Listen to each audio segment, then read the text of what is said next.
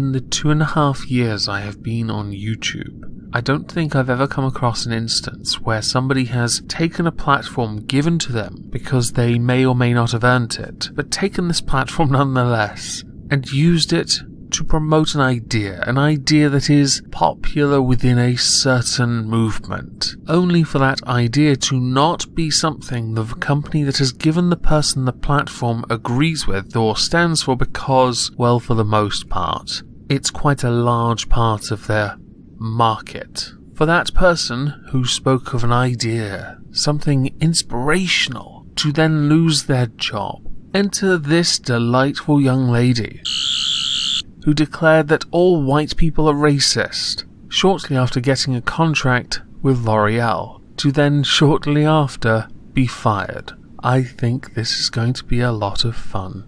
So just before we dive into the article and a couple of videos where she is being interviewed, I did notice Charming Fag and Monday Matt covered this, but as I put it on Twitter before they'd made their videos, I can safely feel like I'm not copying them to make the same points, although I probably will run into that. Never mind. So now let's dive into the article. With dizzying fanfare, she was brought in as the face of modern diversity, but days after she was announced as L'Oreal's first transgender model, Munroe Bergdorf launched an extraordinary rant declaring all white people racist. Now, according to Munroe, there is context, and we will get to it in a Facebook rant that I have linked below. And today, L'Oreal confirmed the 29-year-old British star who appeared in its recent #AllWorthIt campaign with Cheryl Cole and Katie Piper has been dropped from her lucrative new role. In a lengthy Facebook rant she wrote, "Honestly, I don't have energy to talk about all the racial violence of white people anymore. Yes, all white people. But most of y'all don't even realize or refuse to acknowledge that your existence, privilege, and success as a race is built on the backs, blood and death of people of color. Your entire existence is drenched in racism. So let me get this straight.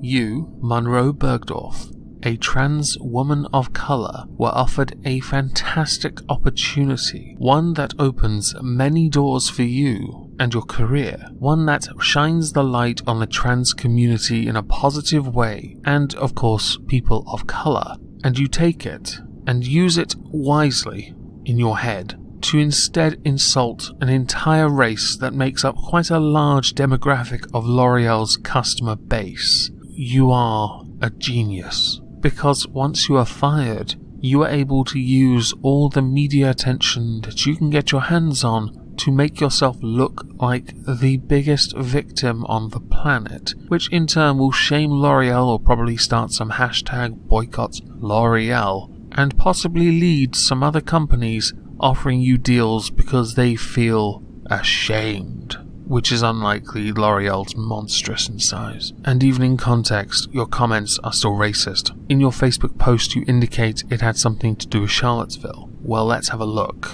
Well, even if that were true, you indicated all white people. You went on a rant about white people and how they're all racist. Nothing you say in this rather lengthy statement changes the fact that you have declared an entire race as racist, and I thought in my head that this was a one-off thing, but your Facebook page indicates otherwise, and I urge anyone who is bored to scroll through and read her rants. How L'Oreal signed her to begin with is astonishing. Now let's get back to this article for a minute. L'Oreal said, "We support diversity and tolerance towards all people irrespective of their race, background, gender and religion. The L'Oreal Paris True Match campaign is a representation of these values, and we are proud of the diversity of the ambassadors who represent this campaign." I think that pretty much sums up in a polite way how they felt. I think it's PR disaster for them, and in fact it's mentioned in the article. To drop her now would be something of a PR disaster, but at the same time they cannot be seen to be endorsing any kind of racism or extremism. I like that they call it racism and not the SJWE reverse racism. And as she did a little interview for Vogue, I thought I'd play a little clip of that now. My name's Munroe Bergdorf, I'm from London. I am a DJ and activist. I'm also transgender and I do a lot of work within the media as a spokesperson for the community. In the early stages of my transition, I noticed that there just wasn't any trans women in the media that I could relate to. I just decided to start speaking more about my experience. I just thought, if I can't relate to anybody that's in the media that's transgender, then hopefully someone that could relate to me, maybe. I'll be honest, I don't really see much wrong with what I've seen so far. It comes across as quite honest. It's just a shame that when given opportunity, you would use your own platform to spew hatred towards a race. So now we've gotten the pleasant out of the way, I want to read from what I had on the screen earlier, the Facebook statement made by Munroe Bergdorf after being fired. First up, let's put my words in context. As the Daily Mail failed to do so, this rant was a direct response to the violence of white supremacists in Charlottesville. It was not written this week. Secondly, identifying that the success of the British Empire has been at the expense of the people of colour is not something that should offend anyone. It is fact.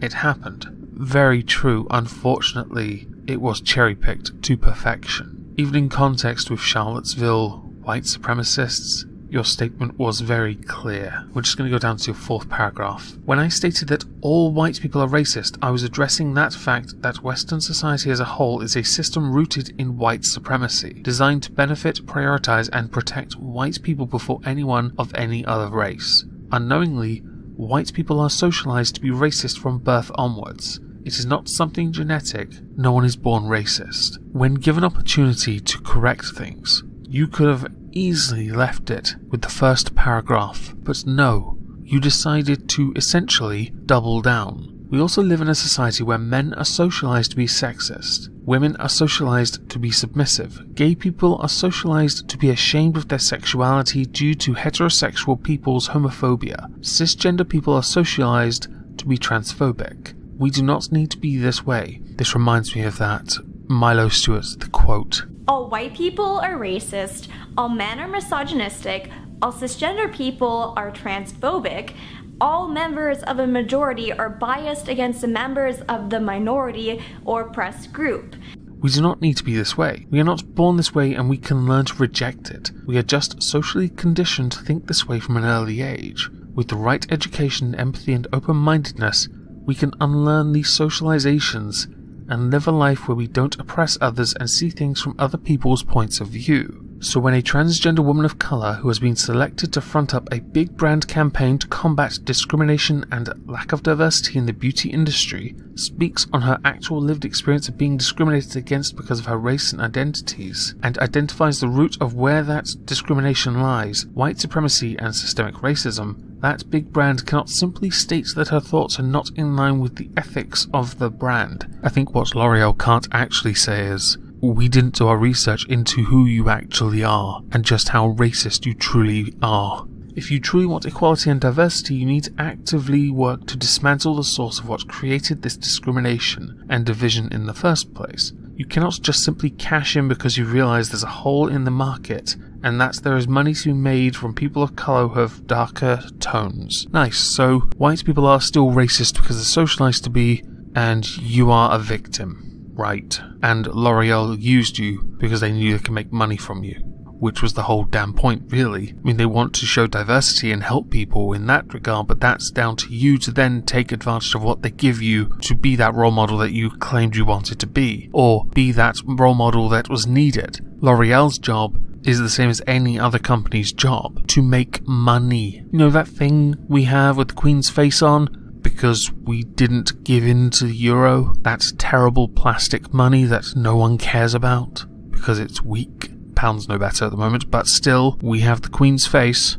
Yay. Just to finish, I want to show you a clip of an interview Munroe Bergdorf gave with Channel 4. This, if anything, should show why L'Oreal fired you. If you are so blind that you would say what you are about to say, and think somehow it is acceptable, then you have a problem. Not pointing out history, not that, but the fact you think what you think now because of history. You somehow think white people have it all regardless, and that white people are the true racists. I'm just going to play the video now. Is coming from white culture, is coming from white privilege, it's coming from white supremacists. This isn't a situation where people are on a level playing field. Society is not level. Society is built on the foundations of white supremacy. But the problem is, if you say you were talking about Charlottesville and you were angry, a woman died at Charlottesville protesting white why I was supremacy, angry. and she was a white woman. Absolutely. But when you say all white people, that alienates her as well. When I say, not really, because when I was saying all white people, I'm talking about the structural racism, I'm talking about systemic racism. Wow.